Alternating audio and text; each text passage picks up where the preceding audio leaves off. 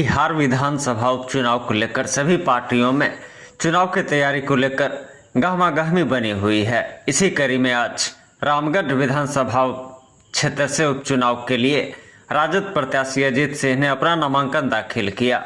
राजद प्रत्याशी अजीत सिंह राजद के प्रदेश अध्यक्ष जगदानंद सिंह के छोटे बेटे और बक्सर के राजद सांसद सुधाकर सिंह के छोटे भाई हैं।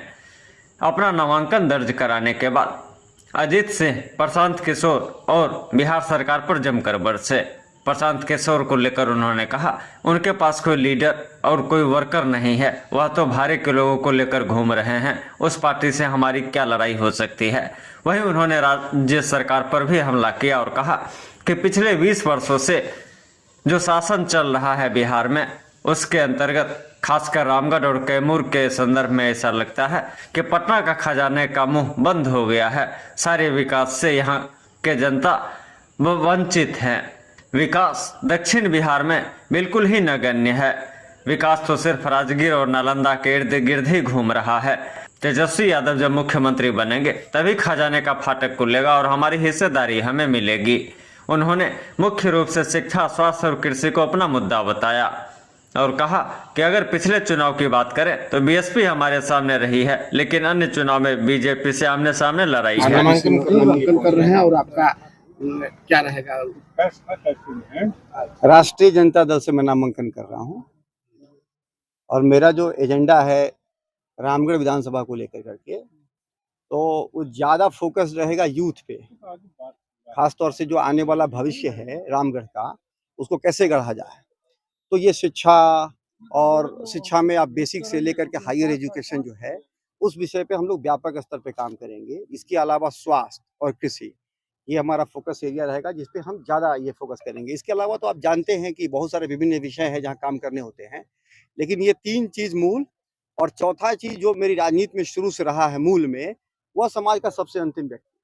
तो जो भी उसके लिए सरकार की योजनाएं हैं, तो उसकी प्रॉपर मॉनिटरिंग और डिलीवरी, जो लास्ट माइल, जो अंतिम व्यक्ति तक पहुंचे, तो उस पर बहुत फोकस करेंगे।